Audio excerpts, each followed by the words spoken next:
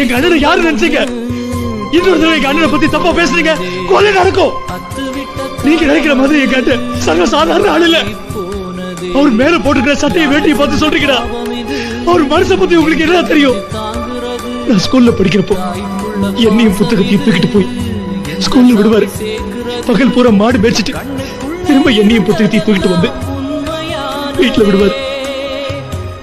அப்ப அடிச்ச அந்த பேரு எனக்கு நாத்தமா தெரியலடா, பாசமா தான் தெரிஞ்சிச்சு. எனக்கு தெரிஞ்சதெல்லாம் வயலு, வரப்பு, தோப்பு, மாட்டுக்கொட்டை.